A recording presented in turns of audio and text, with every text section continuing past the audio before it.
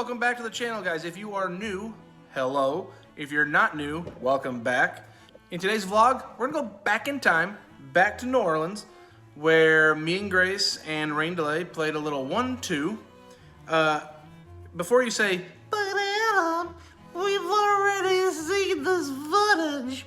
No, you haven't. This is my least watched vlog, and here's why. I was new, didn't really know how important thumbnails were, so we had gone to this zoo earlier in the day and then went to play poker, and I was thinking, oh, you know what'd be a really good thumbnail? A giraffe, because we saw giraffes for my poker vlog, you know, giraffes. No, nobody clicked on this video, so this is gonna be new footage for a lot of you. So stay tuned, we're headed to Nolans. Dan, do you often gamble till your last dollar is gone? I'm just trying to survive, man. I'm just trying to make it through. Spoiler alert, Dan actually did gamble till his last dollar was gone, and now he's a bum living on the streets. Now, this was recorded in like May of last year, I believe, right before you go to the WSOP in Vegas. Down in New Orleans, my favorite place to play, or at least one of them. It's up there. Here I have Queen Deuce. We're playing a short-handed game, so I raise it up. I got lots of stuff going on here. I can make some straights and some flushes. So obviously you want to pump it up to 12. We're hoping to get raised, but unfortunately we just get called. So we're going heads up, queen high, and we're going to nail this flop. Here comes ace, 9, 6. I got backdoor clubs, backdoor 2-pair, backdoor trips. Mandatory c-bet, $20 out there after he checks, but unfortunately I don't have a poker face and he calls. So we're going to have to start getting relatively lucky here if we're going to make any money in this pot. That's a start. That's a pair. It's hard to make a pair. Go for a little bit of pot control here. Don't want to get blown off our pair. Uh-oh. Uh-oh. 2-pair now. Here would be a great time to start firing in some money. Oh, but he does. So he bets 30. Could have a hand like ace-jack, ace-9, ace-10, ace-8, something like that. Just going for a little bit of value. But, you know, if he has a hand like ace-jack, ace-king, he's probably going to call a raise. So let's put in a little raise here. Raise him up. Not too much. We want to try to get called here. Just make it 80. No, it's just 50 more. See if he wants to look me up here. I likely have the best hand. Not always, but most of the time. And when he just calls me, that's a pretty good sign that I'm winning. And at some point, I'm going to flip over my hand. It was clear he called a long time ago. And there it is, Queen Deuce, and he tables...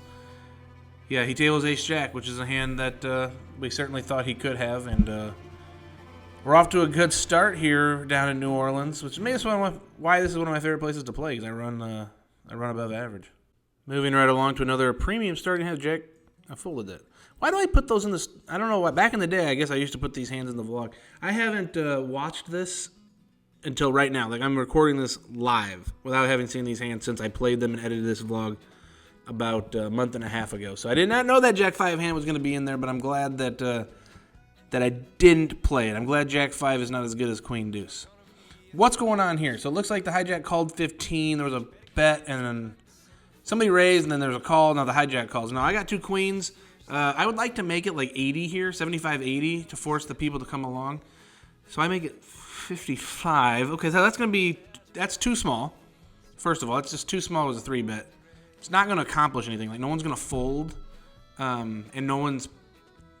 Okay, well, so this might actually work out. We get a guy who raises to 133. It's a shove.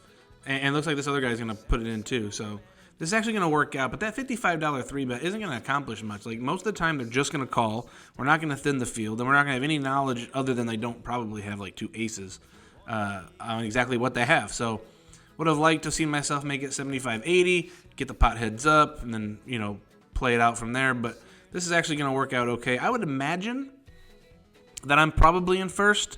There's some chance that I'm in second, like that first guy could have aces or kings, but I'm probably in first. There's no way I'm in third. I would be stunned if I was.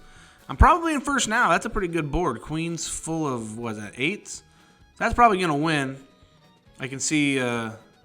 the dealer pointing at me, that's a pretty good sign. So, yeah, I was up against kings and ace-jack there, so worked out in our favor. But, again, that 3-bet size was pretty bad. But who cares? Sometimes you just make bad plays. And all you can do in a situation like this is, you know, this is kind of a form of study. Just study what you did and try to get better and don't do it again. And that is something that I'm going to, obviously do. $55. I can't believe I made it $55. Here, though, I have ace-queen. I hate ace-queen. It's a hand I lose a lot of money on traditionally. But it's still a good hand, so you got to play. I make it 12, get 3-bet to 55. Could probably make arguments. You can make arguments for calling, raising, folding. Although calling's probably the worst option because I am in early position and he raised me. So you would think that he'd have to have a pretty good hand to come over the top of an early position raiser. But I'm guessing that I am going to do exactly that and call. There it is. There's the $55 call. So that's why you don't 3-bet to 55, guys. And take a look at this. Only one pre-flop raise here. 3-bet to 55. In the last hand, there was like a pre-flop raise and a call. And my dumbass made it 55. So you can see just how bad it was when this guy, who's probably not any good, is also making it $55 after one raise. So you can see how bad my play was by his play. Here I completely smashed the flop. I have ace high on a king high board. I imagine this should just be like a check fold, I would think. But since it made the vlog, it's probably not a check fold. I'm probably going to do something squirrely here. No, I just fold. So, interesting. Well, thank God that hand made the vlog. I don't know how you guys would have gone about your day not knowing how that hand wrapped up. Here, no, go back to that ace-queen hand. It shows that poker is a marathon, not a sprint. You guys got to... Sometimes we face difficult decisions, and sometimes we have decisions like that, where we raise it up with ace-queen, call 3-bet, and have to fold on a king-high board. Told you, calling ace-queen, should probably raise or fold there, especially being under the gun or in early position like I was. But here, some craziness is going on. Looked like I have two aces and I don't know the suit, which happens. There was a limper. I raised it, got called, and there's some squirreliness evidently going on to my right because we're waiting on the dealer to do something. The original raiser finally calls. He finally calls. He took a long time and then calls. So 3 ways to the flop, and it's queen 6-8, which is a decent flop. If you're not going to hit a set, which a lot of times with aces you don't want to set because you kind of have the whole board covered up. But here, if you're not going to flop a set, queen 6-8 is pretty dark and gloomy. Like you wouldn't think that a lot of people would connect well with this board. Knucklehead folds out of turn. Which is kind of unfair to me, because now the guy who has position on me has some more information. The limper check raises to 125. He check raises to 125. Well, he didn't check raise because I'm definitely first. So he looks like he just raised. I raised enough to cover my opponent, which ends up being around $250. Even though I put in $400 because I'm a clown. And he's in the tank. So you would think a lot of the time he would have like a queen, jack, king, queen, although I block it kind of hand. Hopefully not. Oh, that's a terrible river card and the queen of spades. I flip over 2 aces and he flips up. What does he flip up? Looks like I win. Kings full. He has kings full. How does he have kings full there?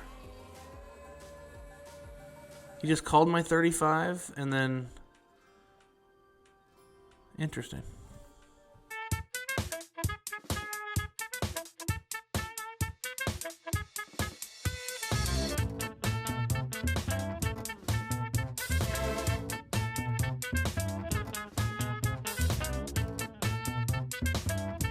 A lot of you guys will remember last week I started a relationship with a pink balloon. She was full of life. She was vibrant. Now she's not. Did everything together. We walked, rode our bikes, laid in front of the TV on the couch. You know, I'm gonna give you guys this time now to say your goodbyes. Heroes get remembered. Legends never die.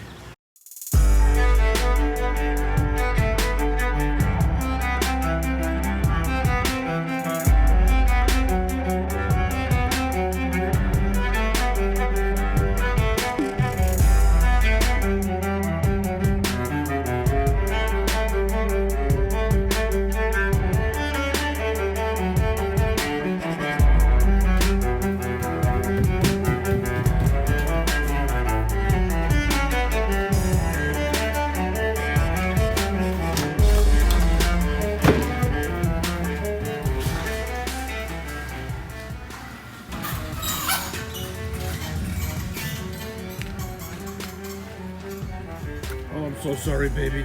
I can't believe I did that.